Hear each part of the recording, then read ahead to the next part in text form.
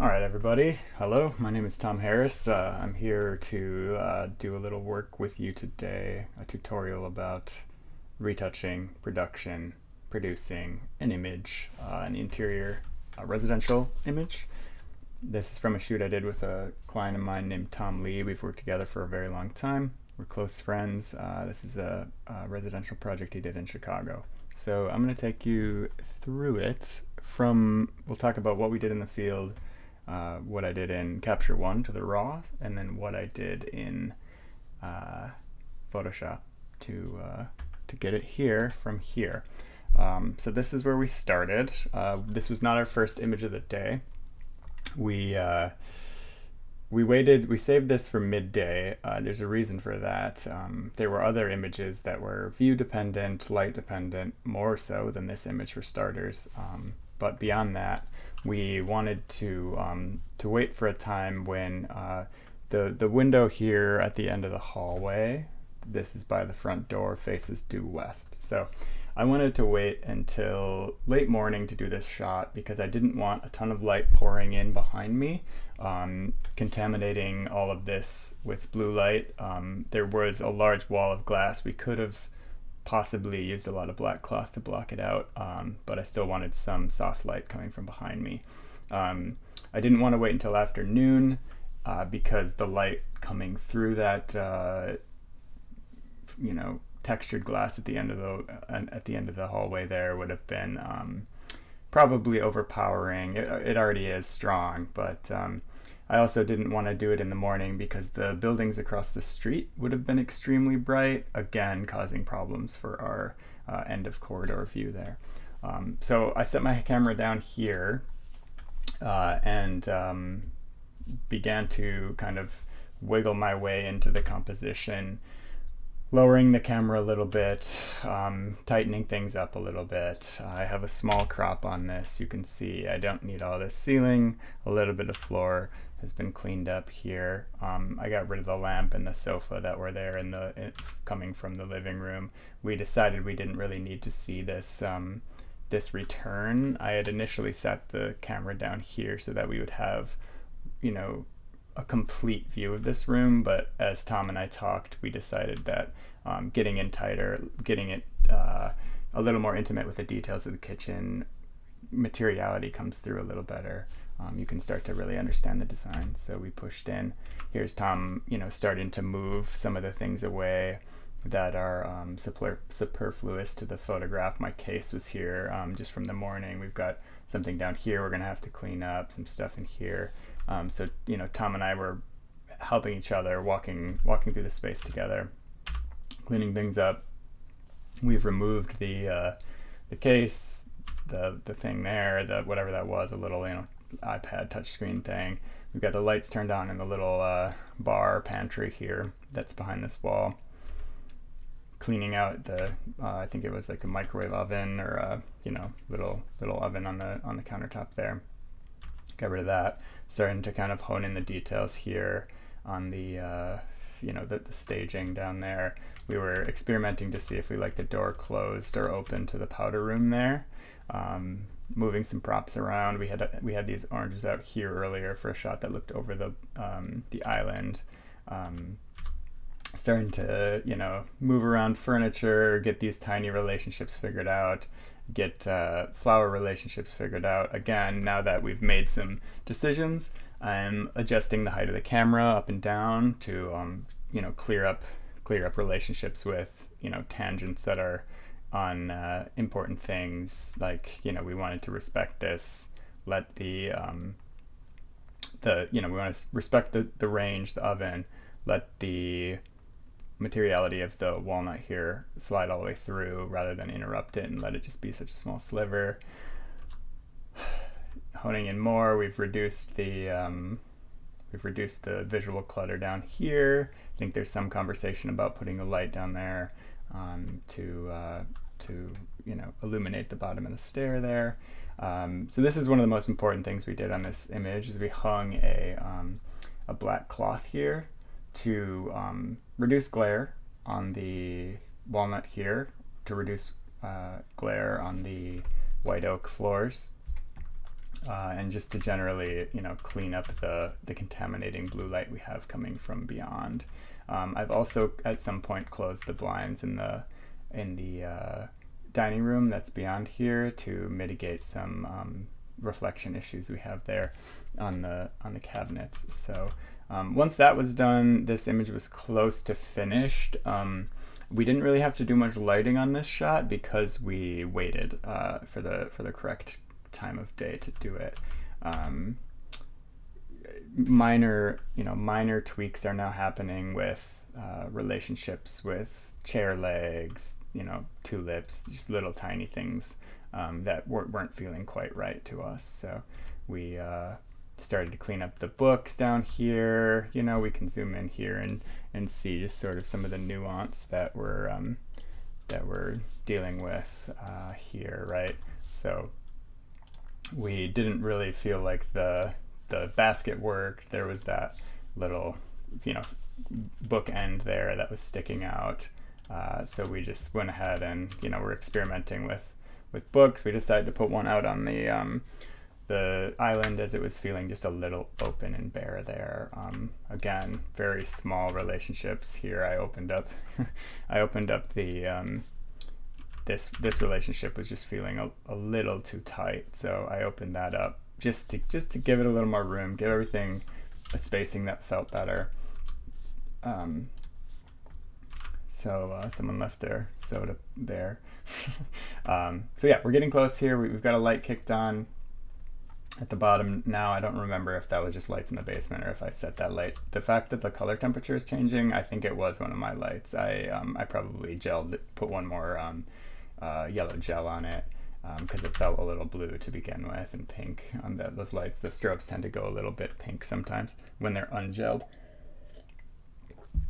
So here we are. We're finally, experimenting with blocking a little bit of the light behind the bar, or behind camera, to deal with the island there. So this was the exposure that I marked red, which means it's the images that I thought was closest to being done. You'll see that there's still a piece of cloth hanging here. So I would drop that cloth after I did my bracket here, one up, one down. I might need some of that, some of those darker or lighter pixels for anything. It's always good to cover your bases here. And then I went ahead and dropped the cloth now that the camera is in the set position, and then did probably a pretty wide bracket here to make sure that we had all of the information that we needed to then go back in and drop this in and make it look good. So I think that's where we left off. Then we went on to the next shot. So we'll go ahead and we'll just produce the one alt, and we'll produce the pick here, and we'll go from there. So I'm gonna just go ahead and take a look and see if I did it too much. Yeah, I mean, I did a little bit of work to the color balance here.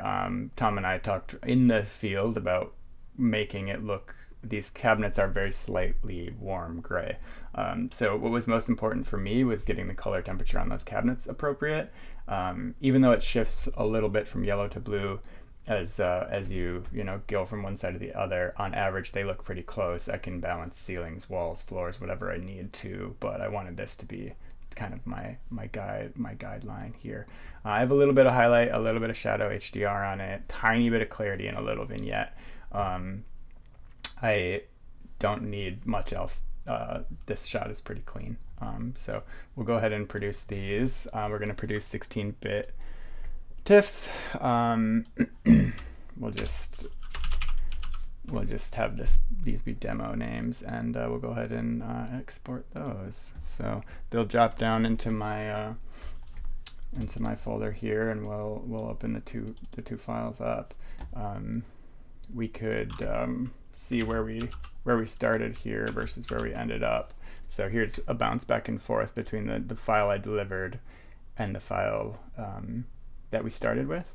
You'll see I did a lot of removals. I definitely cleaned up the color temperature locally, and yeah, just to just color, contrast, curves, hue, saturation stuff. So we'll start here. I'm going to go ahead, just for the purposes of this demonstration, I'm going to work with in 8 bits here because it's going to not slow my computer down. Working in 16 bits is best practice. It's going to give you smoother gradients and better, just better pixels in general. But for this demonstration, I'm just going to drop it to 8 bits per channel, and that's going to give me a much skinnier file to work on for you guys. So, it's looking likely that I'm going to need one more file to deal with the overlap of our white cloth here, where it or our black cloth where it hangs over the wall, since this is a darker exposure. So I'm going to go back and pick that up right now to make sure that we have it before we forget. Looks like probably this is an equivalency to our middle 1.3. It is. So I'll grab that file. Even though there's light bleeding in on everything else, the light on this wall should be close to the same. We may have to do a small adjustment, but that'll be easy. All right. Once again, I'll throw it in 8 bits. Okay. Now that we have our files made, I'm going to take more than I need of the dark file, just in case I need to blend some of this floor in, even though it's likely that I'm just going to need the window. I always want to take more than I need and then mask that, rather than make a very tight selection from the source file and copy it over to your final file, because if you need a little bit more, if you need to feather an edge, or if you need to transform something because the tripod got moved very, very slightly, you want more information than you actually need. That way you can make the adjustments there without having to go over and copy a new piece of file over. And then again, we know we need this wall. I doubt I'm going to need much floor, but I'll take a little bit of it as well, so just in case. All right, back to our other demo file here. Okay, so generally the way we want to work is always pixels on the bottom, directly above your background layer, and then transparent floating layers over that. So hue and saturation layers, curves, exposure layers, whatever you're doing that isn't actually making up new pixels. That way, if you do need to go back and modify a pixel layer, it won't be contaminated by layers that you put underneath it.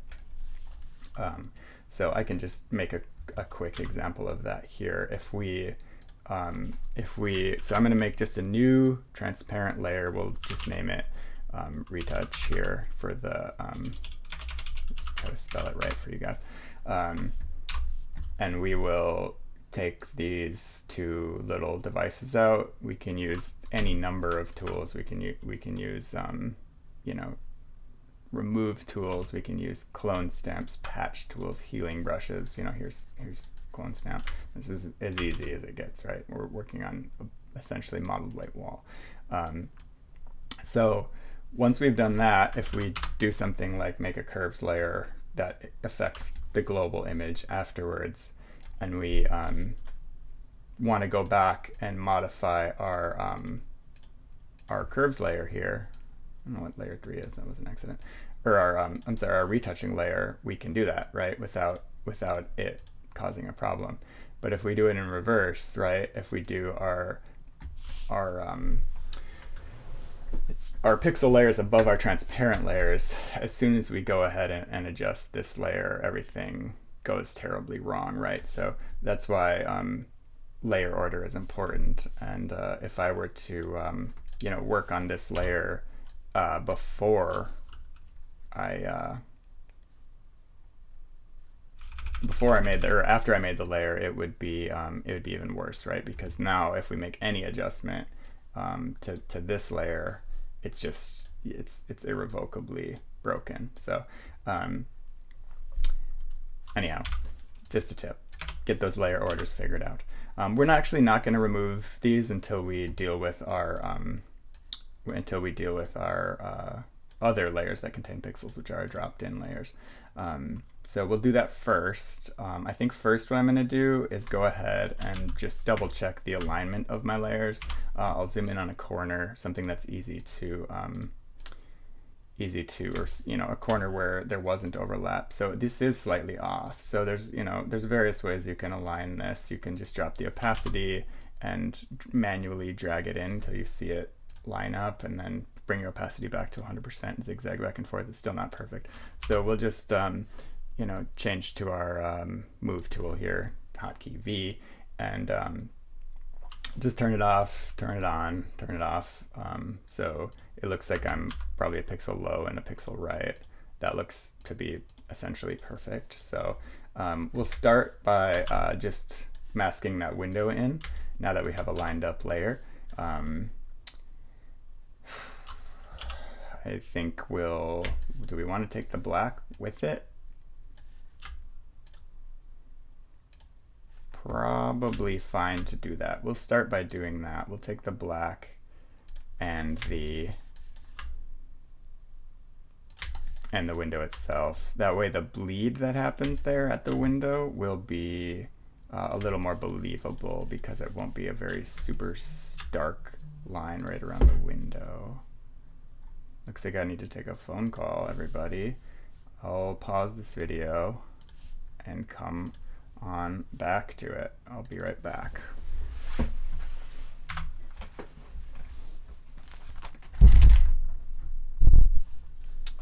This is Tom.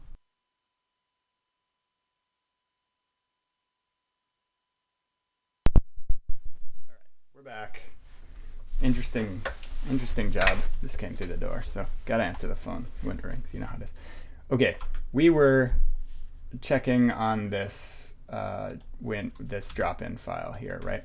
So here now I've masked in my drop-in of the window. You can still see I have some overlapping black cloth here. So that's what this secondary file is for.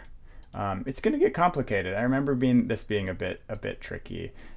Let's again first check that we have a good registration on this.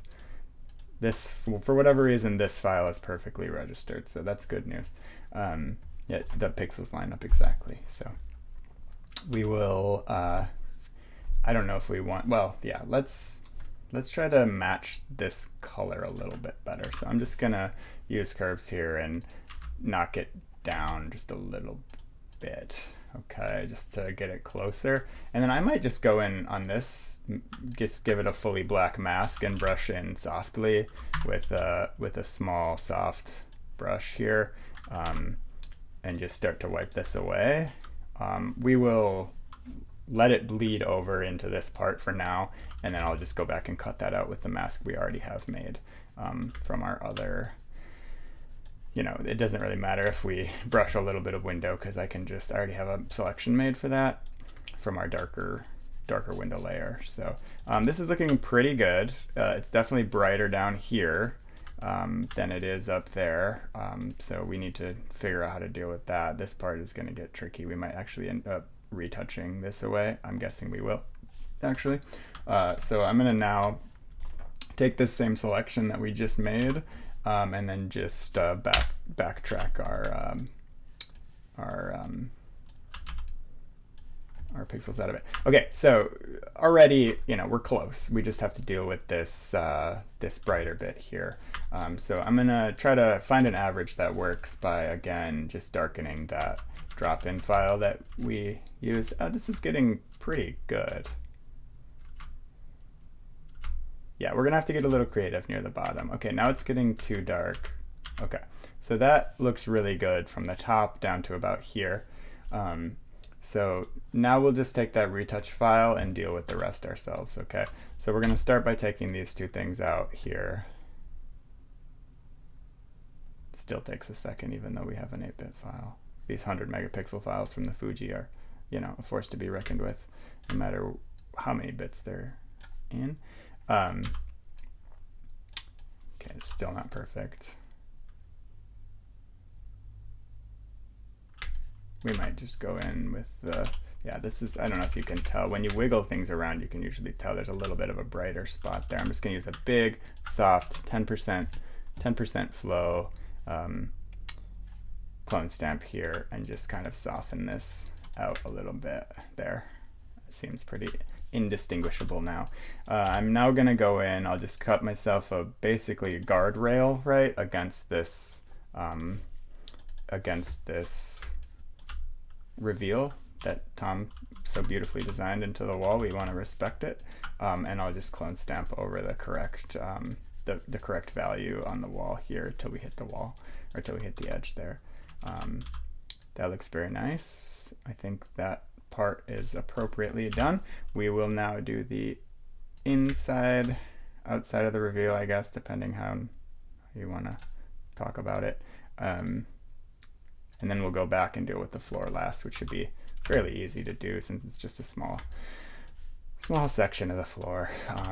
We'll also fix, looks like the contractor might have made a little mistake on the corner of that reveal. We can fix that for them since we're good old architectural photographers who care about their clients, eh?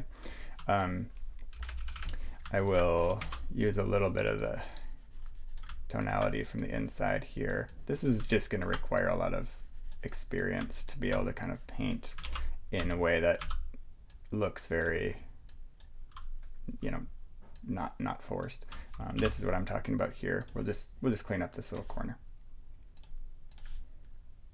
Again, I'm just putting up guardrails so that I can do it in a way where I'm going to start with clone stamp and then finish it off with a brush at the corner, because I know it's going to get, it's going to get weird because we're going to retouch a line across here. So I'm just going to take a brush, take this color, just sample it, go in even a little softer than that, and then blend it in like so.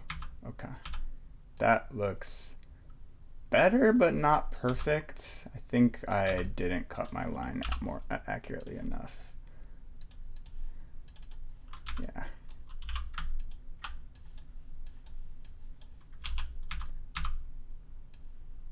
Okay, this looks nice. Yeah. Okay, so now we just have to deal with this little bit of bleed that we had here on the floor. Looks like there's some smudges on the floor there. We can clean those up too.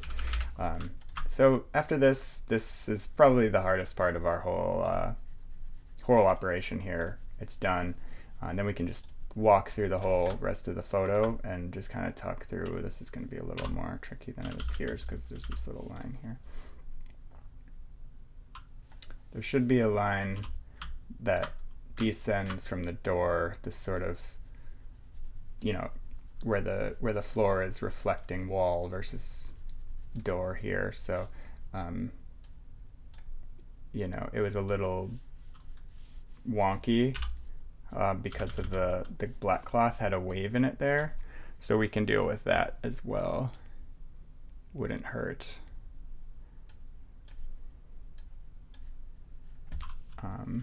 We can just, we'll again make a guardrail here, and yeah, I mean, we can just soften it so very slightly. Misclicked there. Again, I'll maybe even take us to, what on earth did I just do?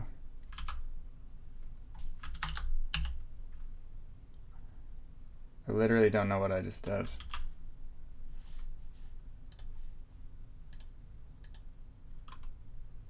Guys, this is new.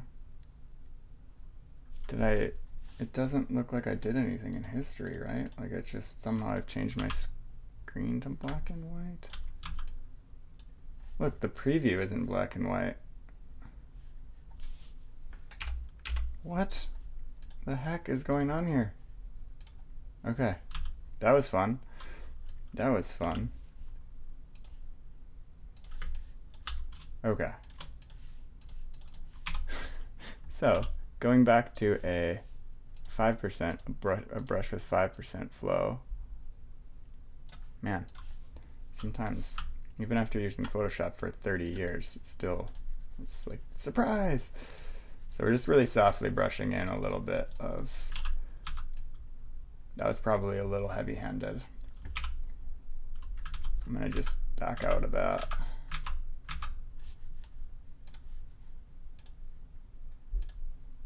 Yeah. Okay, so probably just the first couple moves was all we needed.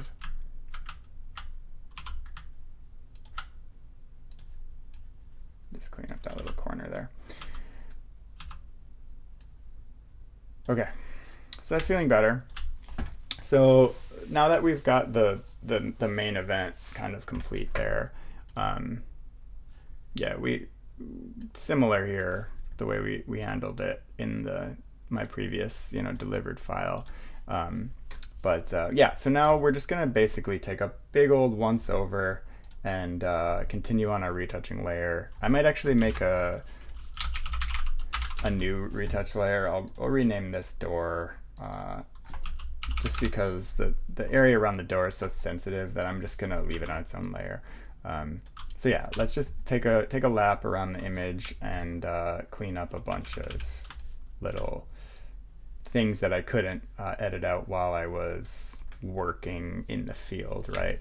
I kind of selectively cropped where I could, but some little devices and things made it in. I don't need to see sprinkler heads. I do want to keep lights. I don't need to see smoke alarms. These are visual clutter that aren't necessary for the success of an image. So we'll remove those. Okay, already cleaner, just knocking those guys out. Again, I'm just using this remove tool. It works very good, particularly on gradients. It doesn't work so good on texture.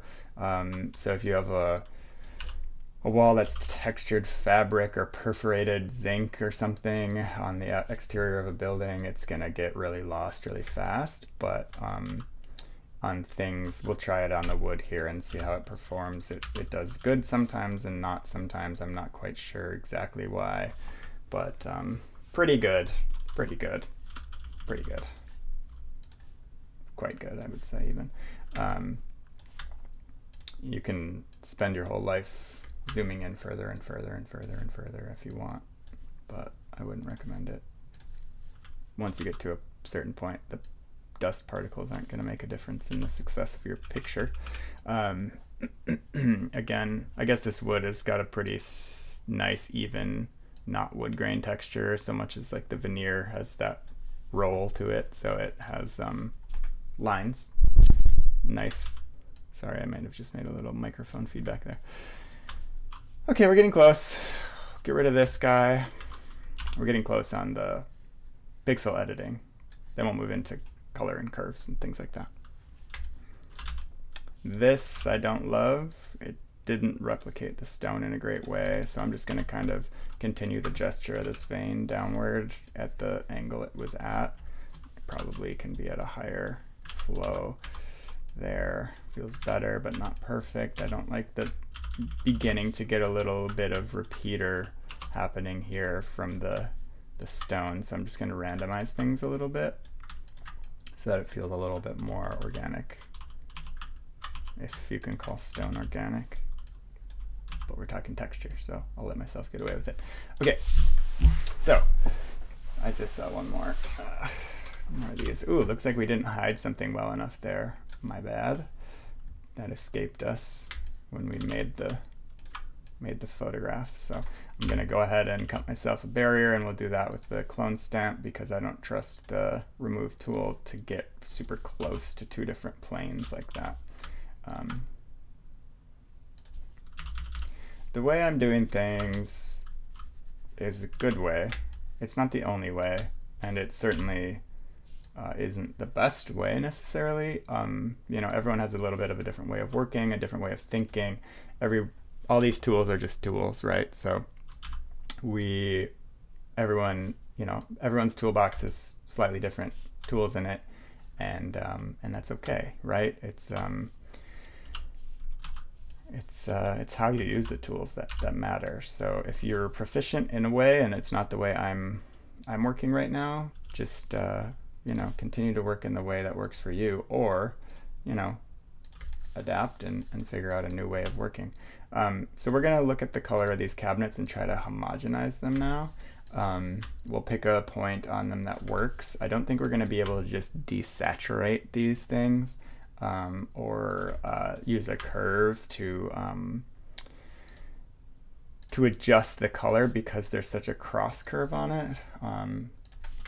When I say cross curve, I mean, you know, it fades from red to blue or fades from yellow to cyan or whatever you want to say. So a thing I use a lot here is the polygonal lasso to trace lines. Pen tool is probably a better way of working. I learned to use the pen tool in probably 2010, so, you know, 14 years ago or so. And I never really enjoyed it. I found it slowed me down, and it just didn't make sense in my head. So I never really adopted it as my preferred way of working. If you do learn to use the pen tool, you're probably better off for it because you can get these very smooth curves rather than polygons, which is what the polygonal lasso makes. If you get far enough in, you know, if you work at a tight enough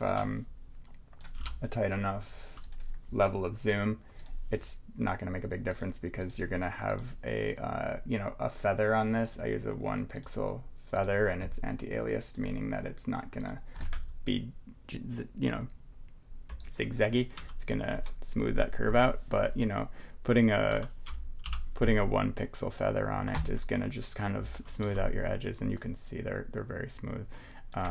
So we're going to make a new layer now, and we'll call it cabinets, and we will change the attribute of the layer to color. Okay, I'm going to use curves that have luminosity attached to them, and I'm going to use transparent layers that have color.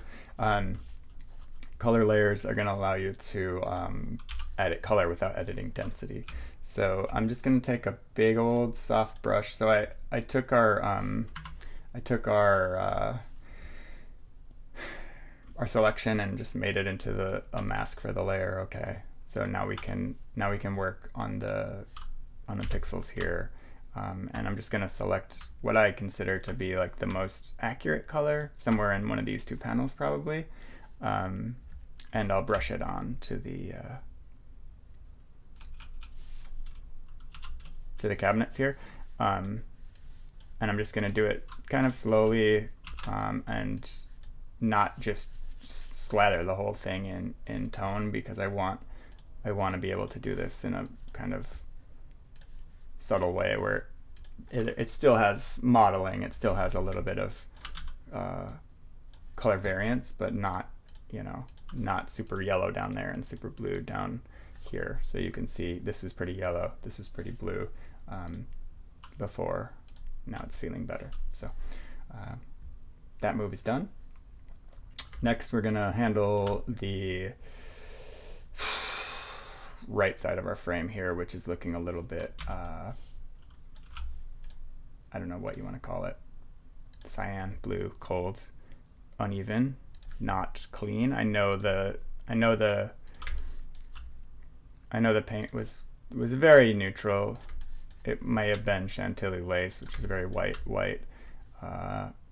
paint color. We're going to start with this wall itself here, and I may just start with a desaturation move. I'm going to leave this rather than a color move, because I just want to kind of bring all of our oops, I'm using the wrong lasso. I was using an additive selection there rather than a subtractive one, so I just had to restart it. See the little minus by my marquee. I'm going to leave the hardware in to keep it desaturating, and I did notice that there's a little bit of an issue here. We can either fix it, which maybe we will. Yeah, why not? We'll just fix it. I was gonna say we can either accurately, more accurately mask it, or we can just fix it, which I think we'll just fix it so that it looks better, huh? Okay, that's fixed. We've still got our Still got our selection made here. I'm just going to make a new hue saturation layer, and we're going to just start to slide this slider slowly until it feels right. You don't have to just, again, you don't want to slam it down to 0 or -100 because that looks like nonsense. But I'm just going to kind of slide back and forth until it feels too much to me. This feels a little too much, so I'm going to back it out somewhere around 35 or 40 probably is where we want to be. We've evened out our curves, our cross curves, our color contrast issues, and we've left a little bit of warmth where it should be. In hindsight, I did light this down here, but I do feel like this bottom plane could have used a little more light. So I'm going to, while we're here, since this again falls into our layer ordering appropriate, stack, I'm just going to brighten this bottom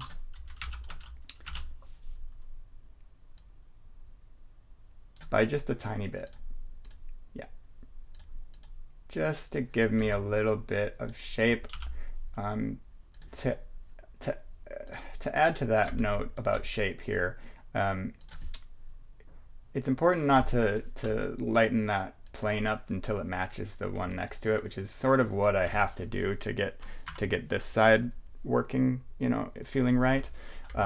So what I'll do in this case is I will make a mask, make a selection, turn it into a quick mask, okay? And then I'm gonna brush away I'm gonna brush it away so I give myself a very soft gradient, okay?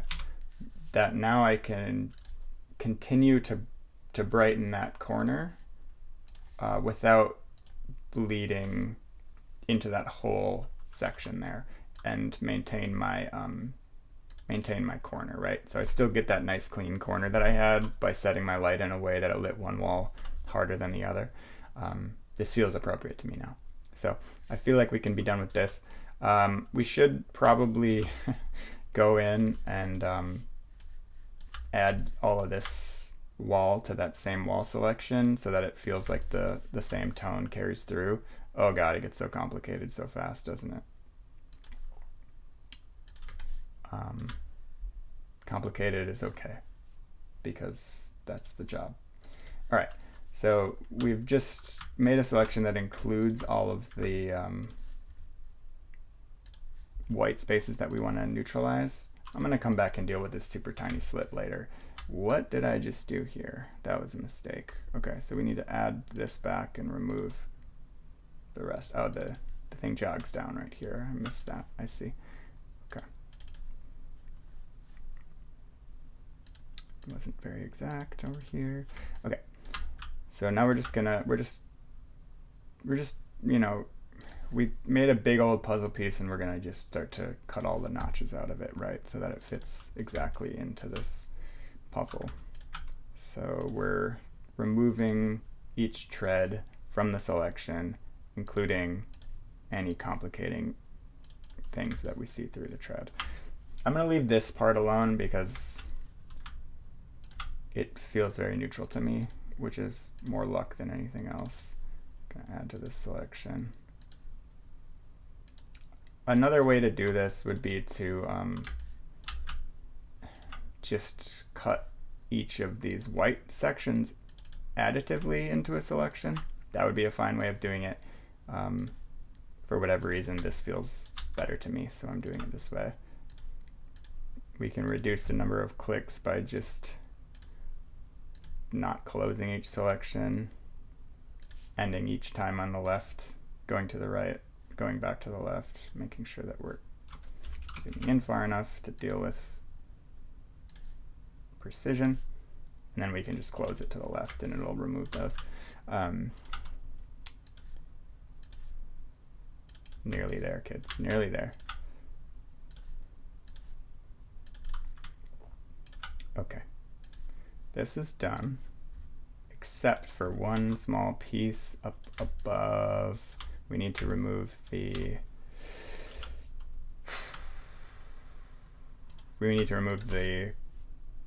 railing from the equation. I may I don't think I did this before, but I may also remove those. I might make this its own hue saturation layer just because we might want more control over it. So I'm going to do that. Okay, already it feels better. Okay, yeah, we don't have that blue there. We'll deal with the blue on the oak in a second. I don't love this piece. I don't think I did this when I delivered the file, but we're gonna just remove this because it's just bothering me. And again, it's not adding anything. This piece of hardware doesn't really tell me anything important about the architecture. We can freehand mostly this. We can just grab an open color layer and freehand these little blue parts out. We'll just again sample a color that is nearby that we want to continue into these glare. I didn't set my attribute, guys, to color. Getting better, hey? Yeah, you betcha. All right, got that straightened away. We'll put up a guardrail here because I don't want to accidentally bleed into the careful work we just did on the white wall. Okay, so now we've reduced the blue on the wall, the blue on the glare.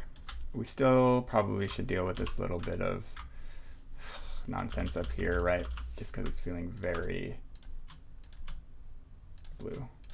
So I just, again, I'm freehanding 20% at a time, just removing this blue that's sliding through this little slot. Probably could just take that slot out. Should we do that? We should do that. We should do that. What is that slot doing for us? Nothing. The fact that it fades like that isn't actually a construction issue. It's just that there's white wall to here and then it continues beyond it. I don't know why there we go. Okay.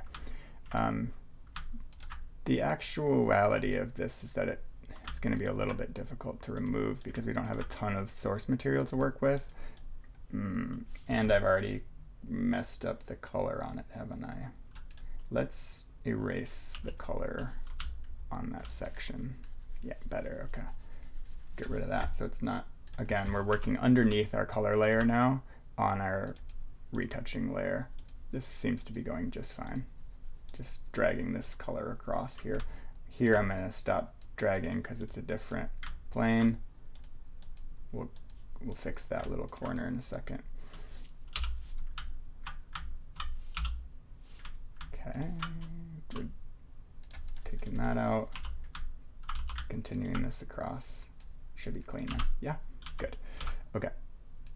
Yeah, that thing wasn't doing anything. Now that we have taken out the slot, though, we should take out the little light it was letting through. I like the light that's cutting through these. That's the whole point of these stairs, right? Gives you light, gives you transparency. Yeah, it's not helping us there. Okay, so now we're going to use a desaturation move. We don't have to worry about brushing over this because I know that we already have a nice mask for it, right? So I'm going to desaturate the cyan that's coming through this from the front window, cyan blue. So we can go ahead and just delete that part of the selection out of it by Option Command clicking the mask itself to remove the mask from the current selection. So we'll just now make a hue saturation layer and select the blues. I guess it's blues, not cyans, and we will desaturate that just a bit again, halfway. Cleaner, cleaner, cleaner. We're getting very close now.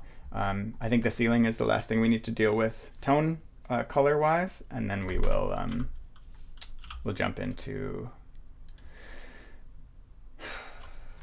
the final finishing touches. We're getting close. It'll be interesting to see how close this is to the file that I delivered. I don't think we're going to need to produce any of the bracketed files. I don't think we need any darker or lighter pixels than the ones we have. the dynamic range of the camera used here was appropriate for the dynamic range of the space.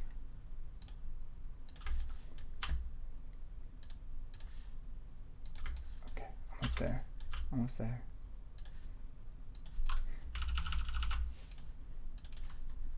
Don't forget this little corner. We might have to go in and grab these little teeth to the right of my selection here. We'll see. Okay, I'm gonna not mess with dealing with those chords right now.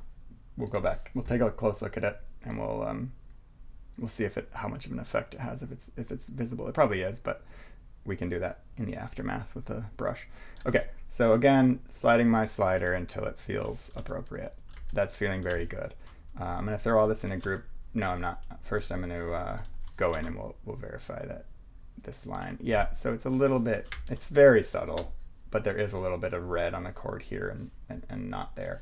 So I'll take a super tiny brush. I'll give it maybe 50% opacity, and I'm just gonna add to that selection back and forth here to break that line. Take a little bit of the red out of the chord as it drops into the millwork. Check it here too. Didn't have a big effect. I'll take a little bit of this yellow out. These are subtle things, but they matter because you don't want to ever have like evidence of the retouching if you can. I think we're close. This yellow orchid, I wish it was a white orchid. It doesn't, oh, look what we missed. The nice thing about us ordering all of our layers correctly is that we can continue to go back and pick up things we missed without having to worry about, you know, making retouching order mistakes because everything is ordered correctly. Okay, once again, we'll just sort of randomize that a little bit, and I think we are there. Now, we'll first group this up so we can see what we've actually done. So there's everything we did. A lot of stuff, very small impacts on a lot of small spots, but you know, a big quality of image increase from start to finish. The last thing we're gonna do is something I do to most images, which is I'm gonna take a selection using the RGB channel command, clicking it, okay, inverting that selection and making just gonna make sure this goes within the group and not on top of it. I'm making a curves layer. So that's giving me an inverted selection of the image itself. And I'm going to then just add a little contrast to my dark tones. That's what I'm doing here. I've selected basically most of the bottom half of the histogram, right? And it's feathered away. So I can just add a bit of contrast to the bottom half of the image that gives us more clarity, a little less mud, right? We just want to kind of clean up the little digital mud that we have by, you know, all that dynamic range and stuff that we pulled out of the camera. There's always more stuff to do. We'll compare our image to the one that was delivered next and stop going in and removing pieces of thread on the floor. I trust you all can do that to your heart's content. So here's our finished image. There's how it started. And here it is compared to the image that I delivered to my friend Tom. Super close. Looks like I desaturated things a little more for Tom. I left a little more light in near the door, and I added a little more light down in that basement, the lower level stair there. But for the most part, very similar. I don't argue with the move I did on the range hood. We probably could take a little bit of the warmth out of that. Did I just move something? Didn't, okay. We can do that quickly just to the warmth I like. I think I took it a little too far in the file that I delivered, but I do think it's a little bit heavy right now. We'll just take again. Not a lot, but a little. Leave a little bit of warmth. It makes sense. It's bouncing, right? We're getting bounce. We're getting reflection of that millwork, so it should feel a little bit red. I want to leave the warmth in on the stone. I know that stone was a little warm. This is something I should probably deal with, that it doesn't look like I did for Tom either. We'll do this, the last thing we'll do. We can just pull on threads all day long. At some point you have to finish your image and move on, but last thing, I promise. We're going to dive in here and fix the color that's been delivered to us from the east-facing windows that are behind the camera, right? We've got this cold light coming in. We can do this any number of ways. We can do it with a color layer, which we can then match the other band of stone here exactly. But I think what I would prefer to do is do it in a bit more nuanced way with the curve. A color layer is going to make everything the same tone, and this stone has warmer and cooler parts because it has veining in it. So we're just going to try to manually match it here by warming with yellow, removing blue, warming with red, removing cyan, and possibly adding green or magenta depending on how we land here. So we're getting close already. It's certainly looking better. A little bit too red. We're going to back a little bit of red out and add a little more yellow here. It's actually quite a lot. It's quite a big change here. I think we're there. That feels appropriate. I don't think we need to go any farther than that. This is a big change, yeah? Yeah. Feels nice though. Okay, so there you have it. I've walked you through the process for one image. I would have done this slightly faster, but you know, 40 minutes or whatever that took, I might have done it in half an hour, but that's a pretty typical amount of post-production that I would do on an interior image. It's going to vary, you know, some images don't need much at all, some need a lot, especially when you have drop-ins that are against a window, but yeah, I hope you gained something from this. If you did, I think I'll try to make more of these as I have time for, but yeah, this is just an experiment, so hope you enjoyed it. I'll see you next time.